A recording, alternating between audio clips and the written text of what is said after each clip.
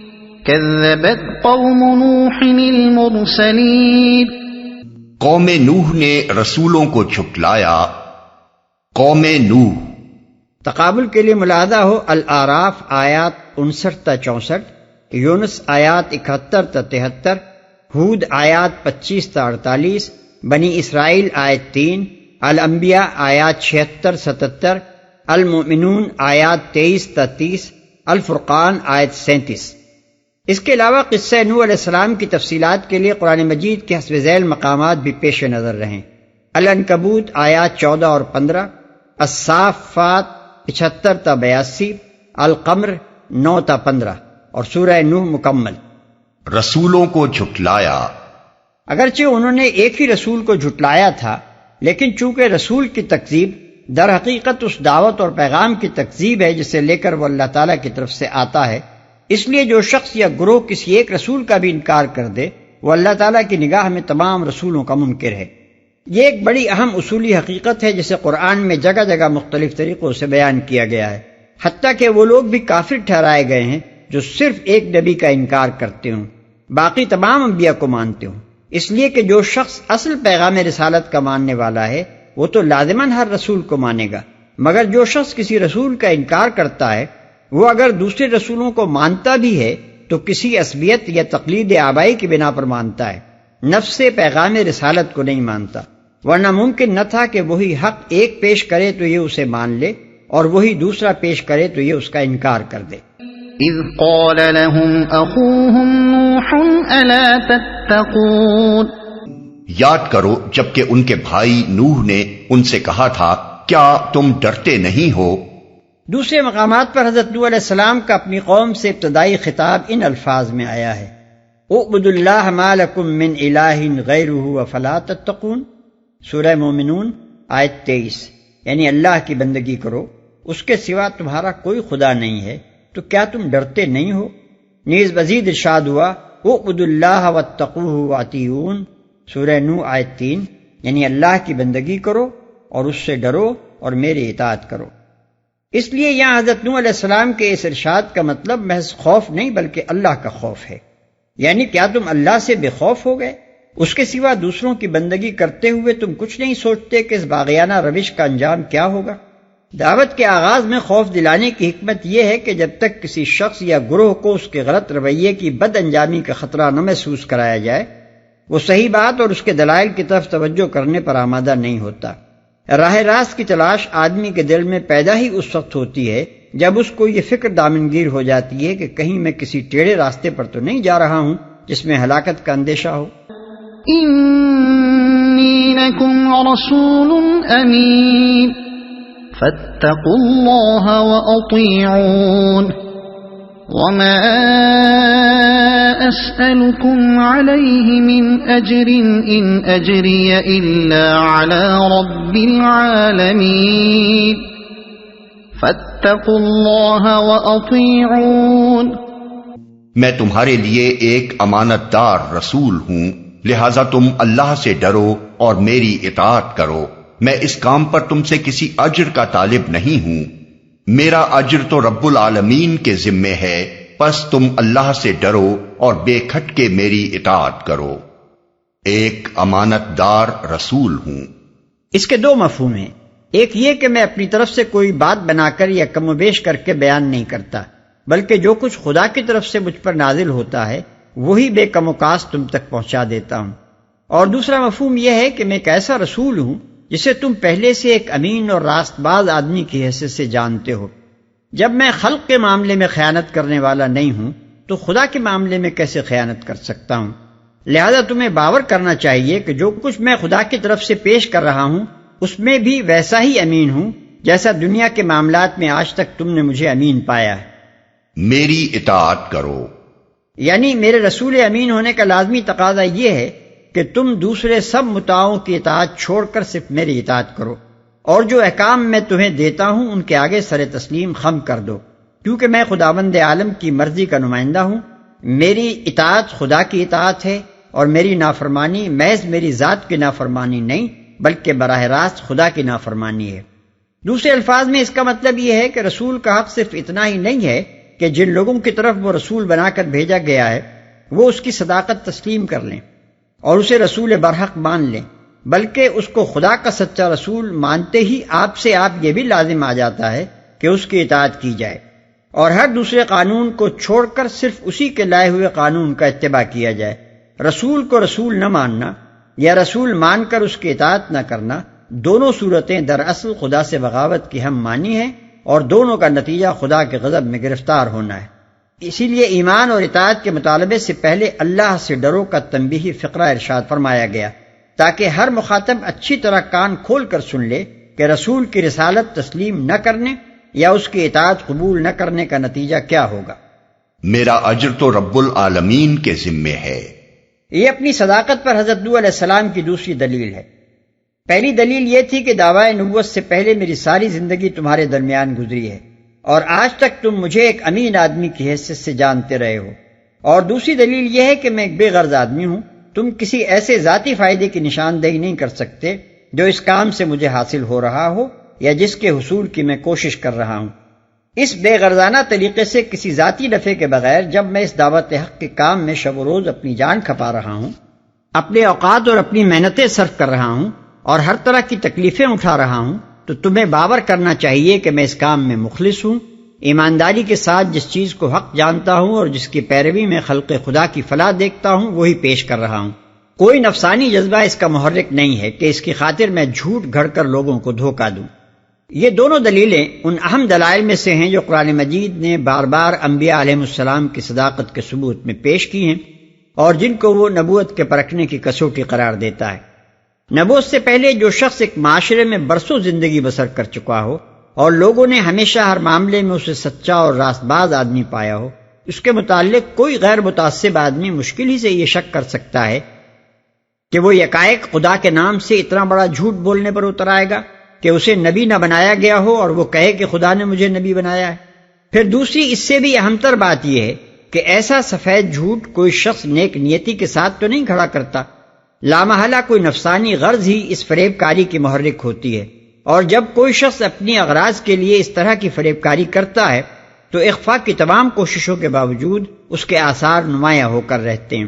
اسے اپنے کاروبار کو فروغ دینے کے لیے طرح طرح کے ہتھ کنڈے استعمال کرنے پڑتے ہیں جن کے گھناونے پہلو گرد و پیش کے معاشرے میں چھپائے نہیں چھپ سکتے، اور مزید برآں وہ اپنی پیری کی دکان چمکا کر کچھ نہ کچھ اپنا بھلا کرتا نظر آتا ہے۔ نذرانے وصول کیے جاتے ہیں، لنگر جاری ہوتے ہیں، جائیدادیں بنتی ہیں، زیور گھڑے جاتے ہیں اور فقیری کا آستانہ دیکھتے دیکھتے شاہی دربار بنتا چلا جاتا ہے۔ لیکن جہاں اس کے برعکس نبوت کا دعویٰ کرنے والے شخص کی ذاتی زندگی ایسے فضائل اخلاق سے لبریز نظر آئے کہ اس میں کہیں ڈھونڈے سے بھی کسی فریب کارانہ ہتھ کنڈے کا نشان نہ مل سکے اور اس کام سے کوئی ذاتی فائدہ اٹھانا تو درکنار، وہ اپنا سب کچھ اسی خدمت بے مزد کی نظر کر دے، وہاں جھوٹ کا شبہ کرنا کسی معقول انسان کے لیے ممکن نہیں رہتا۔ کوئی شخص جو عقل بھی رکھتا ہو اور بے انصاف بھی نہ ہو یہ تصور نہیں کر سکتا کہ آخر ایک اچھا بھلا آدمی جو اطمینان کی زندگی بسر کر رہا تھا کیوں بلا وجہ ایک جھوٹا دعویٰ لے کر اٹھے، جبکہ اسے کوئی فائدہ اس جھوٹ سے نہ ہو، بلکہ وہ الٹا اپنا مال، اپنا وقت اور اپنی ساری قوتیں اور محنتیں اس کام میں کھپا رہا ہو اور بدلے میں دنیا بھر کی دشمنی مول لے رہا ہو۔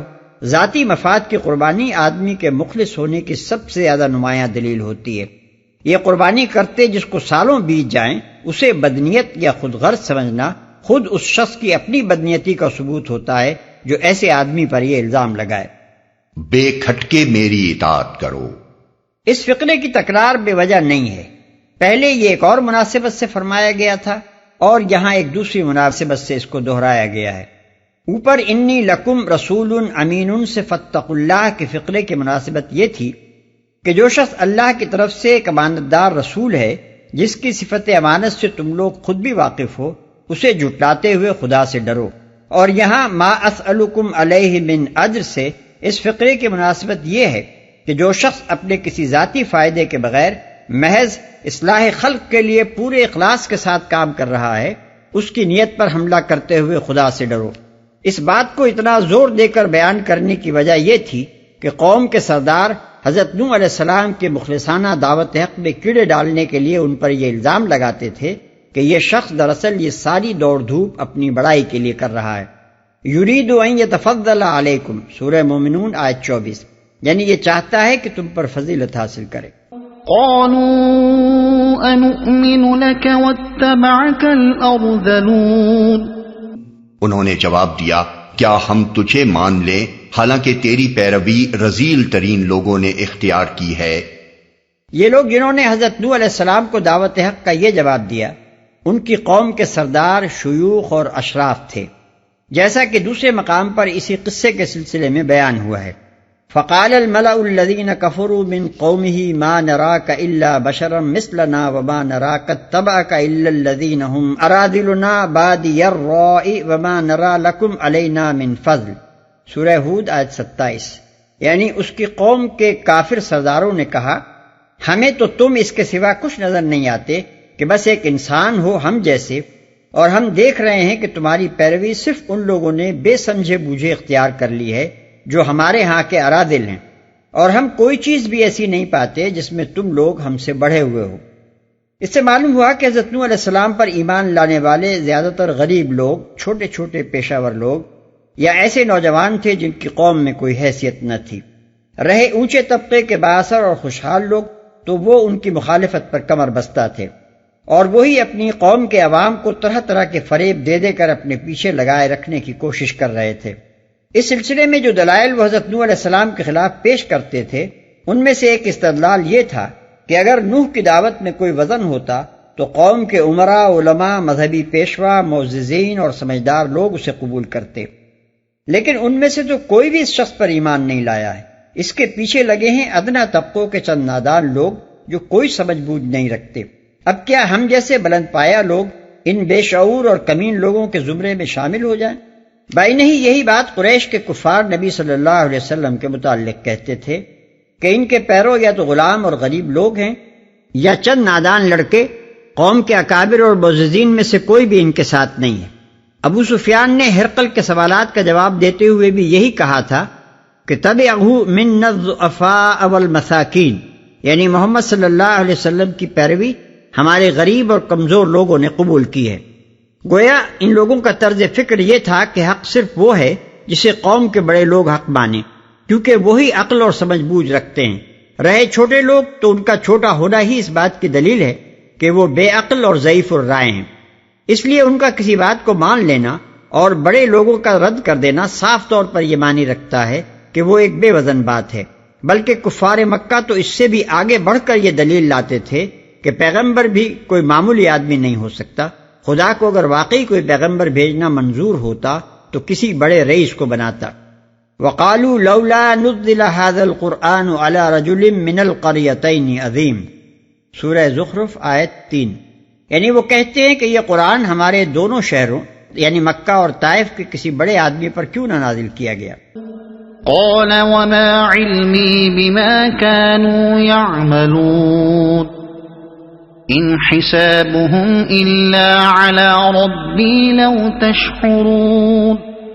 نوح نے کہا میں کیا جانوں کہ ان کے عمل کیسے ہیں، ان کا حساب تو میرے رب کے ذمے ہے، کاش تم کچھ شعور سے کام لو۔ یہ ان کے اعتراض کا پہلا جواب۔ جیسا کہ اوپر بیان ہوا، ان کے اعتراض کی بنیاد اس مفروضے پر تھی کہ جو لوگ غریب، محنت پیشہ اور ادنا درجے کی خدمات انجام دینے والے ہیں یا معاشرے کے پست طبقات سے تعلق رکھتے ہیں، ان میں کوئی ذہنی صلاحیت نہیں ہوتی اور وہ علم و عقل اور سمجھ بوجھ سے عاری ہوتے ہیں۔ اس لیے نہ ان کا ایمان کسی فکر و بصیرت پر مبنی، نہ ان کا اعتقاد لائق اعتبار اور نہ ان کے اعمال کا کوئی وزن۔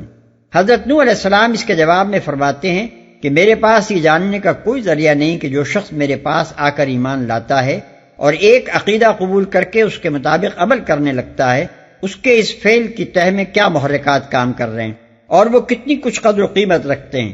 ان چیزوں کا دیکھنا اور ان کا حساب لگانا تو خدا کا کام ہے، میرا اور تمہارا کام نہیں ہے۔ وما انا بطارد المؤمنین ان انا الا نذیر مبین۔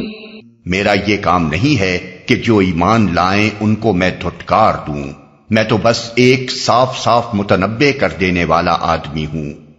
یہ ان کے اعتراض کا دوسرا جواب ہے۔ ان کے اعتراض میں یہ بات بھی مضمر تھی کہ ایمان لانے والوں کا جو گروہ حضرت نوح علیہ السلام کے گرد جمع ہو رہا ہے، یہ چونکہ ہمارے معاشرے کے ادنا طبقات پر مشتمل ہے، اس لیے اونچے طبقوں میں سے کوئی شخص اس زمرے میں شامل ہونا گوارا نہیں کر سکتا۔ دوسرے الفاظ میں گویا وہ یہ کہہ رہے تھے کہ اے نوح، کیا تم پر ایمان لا کر ہم اپنے آپ کو اراذل اور سفہا میں شمار کرائیں؟ کیا ہم غلاموں، نوکروں، مزدوروں اور کام پیشہ لوگوں کی صف میں آ بیٹھیں؟ حضرت نوح علیہ السلام اس کا جواب یہ دیتے ہیں کہ میں آخر یہ غیر معقول طرز عمل کیسے اختیار کر سکتا ہوں کہ جو لوگ میری بات نہیں مانتے ان کے تو پیچھے پھرتا رہوں، اور جو میری بات مانتے ہیں انہیں دھکے دے کر نکال دوں۔ میری حیثیت تو ایک ایسے بے لاگ آدمی کی ہے جس نے علل اعلان کھڑے ہو کر پکار دیا ہے کہ جس طریقے پر تم لوگ چل رہے ہو یہ باطل ہے اور اس پر چلنے کا انجام تباہی ہے، اور جس طریقے کی طرف میں رہنمائی کر رہا ہوں اسی میں تم سب کی نجات ہے۔ اب جس کا جی چاہے میری اس تنبیہ کو قبول کر کے سیدھے راستے پر آئے، اور جس کا جی چاہے آنکھیں بند کر کے تباہی کی راہ چلتا رہے۔ میں یہ نہیں کر سکتا کہ جو اللہ کے بندے میری اس تنبیہ کو سن کر سیدھا راستہ اختیار کرنے کے لیے میرے پاس آئیں ان کی ذات، برادری، نسب اور پیشہ پوچھوں، اور اگر وہ آپ لوگوں کی نگاہ میں کمین ہوں تو ان کو واپس کر کے اس انتظار میں بیٹھا رہوں کہ شریف حضرات کب تباہی کا راستہ چھوڑ کر نجات کی راہ پر قدم رنجہ فرماتے ہیں۔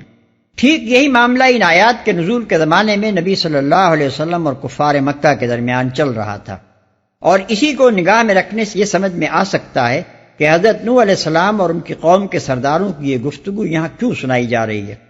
کفار مکہ کے بڑے بڑے سردار نبی صلی اللہ علیہ وسلم سے کہتے تھے کہ ہم آخر بلال اور عمار اور صہیب جیسے غلاموں اور کام پیشہ لوگوں کے ساتھ کیسے بیٹھ سکتے ہیں؟ گویا ان کا مطلب یہ تھا کہ ایمان لانے والوں کی صف سے یہ غریب لوگ نکالے جائیں تب کوئی امکان اس کا نکل سکتا ہے کہ اشراف ادھر کا رخ کریں، ورنہ یہ کسی طرح ممکن نہیں ہے کہ محمود اور ایاز ایک صف میں کھڑے ہو جائیں۔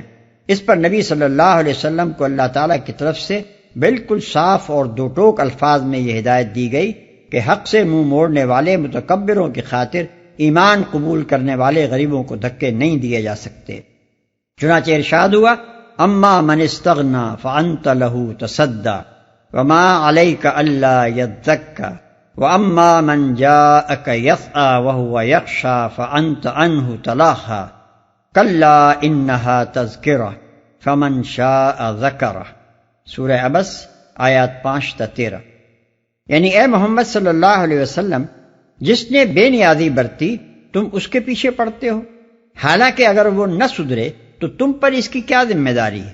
اور جو تمہارے پاس دوڑا آتا ہے اس حال میں کہ وہ اللہ سے ڈر رہا ہے، تم اس سے بے رخی برتتے ہو؟ ہرگز نہیں، یہ تو ایک نصیحت ہے، جس کا جی چاہے اسے قبول کرے۔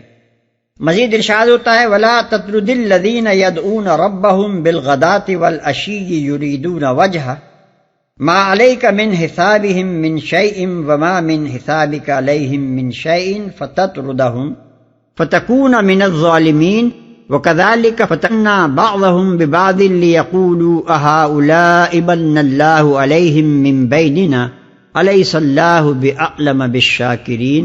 سورہ انعام آیت 52۔ یعنی نہ دور پھینکو ان لوگوں کو جو شب و روز اپنے رب کو پکارتے ہیں محض اس کی خوشنودی کی خاطر، ان کا کوئی حساب تمہارے ذمے نہیں اور تمہارا کوئی حساب ان کے ذمے نہیں۔ اس پر بھی اگر تم انہیں دور پھینکو گے تو ظالموں میں شمار ہوگے۔ ہم نے تو اس طرح ان لوگوں میں سے بعض کو بعض کے ذریعے آزمائش میں ڈال دیا ہے تاکہ وہ کہیں کیا ہمارے درمیان بس یہی لوگ رہ گئے تھے جن پر اللہ کا فضل و کرم ہوا؟ ہاں، کیا اللہ اپنے شاکر بندوں کو ان سے زیادہ نہیں جانتا؟ قالوا لئن لم تنته يا نوح لتكونن من المرجومين۔ انہوں نے کہا، اے نوح، اگر تو باز نہ آیا تو پھٹکارے ہوئے لوگوں میں شامل ہو کر رہے گا۔ اصل الفاظ ہیں لتکونن من المرجومین۔ اس کے دو معنی ہو سکتے ہیں، ایک یہ کہ تم کو رجم کیا جائے گا، یعنی پتھر مار مار کر ہلاک کر دیا جائے گا۔ دوسرے معنی یہ ہو سکتے ہیں کہ تم پر ہر طرف سے گالیوں کی بچھاڑ کی جائے گی، جہاں جاؤ گے دھتکارے اور پھٹکارے جاؤ گے۔ عربی محاورے کے لحاظ سے ان الفاظ کے یہ دونوں معنی لیے جا سکتے ہیں۔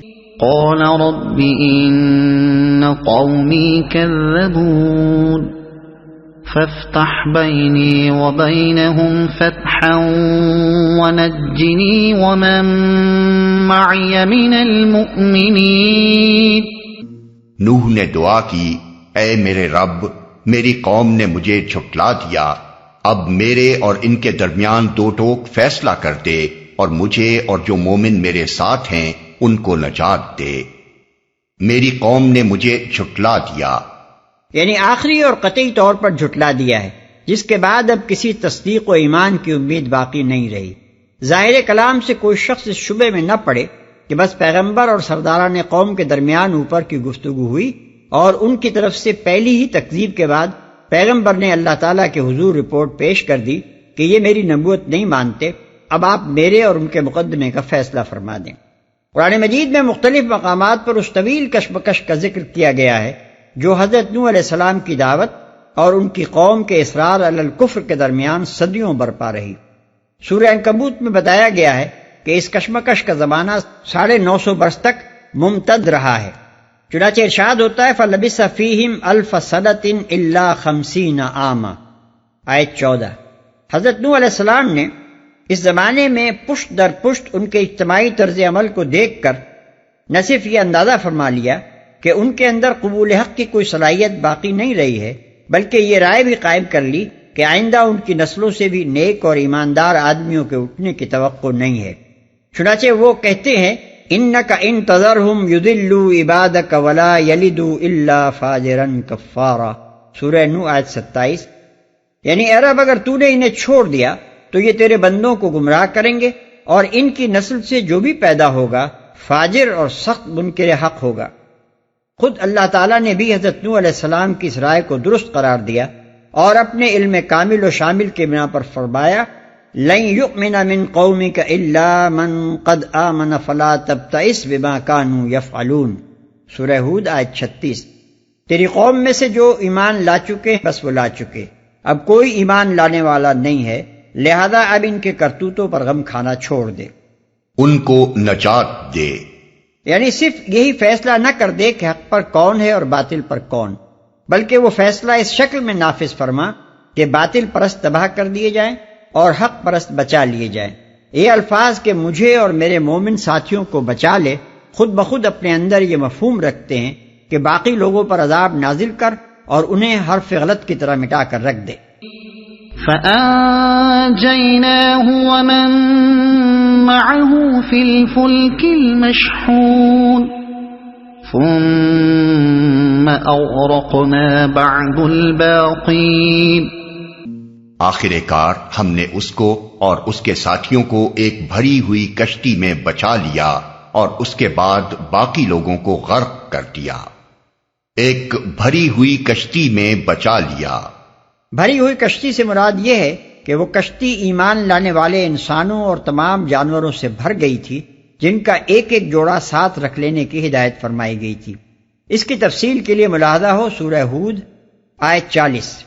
إن في ذلك لآية وما كان أكثرهم مؤمنين وإن ربك لهو العزيز الرحيم.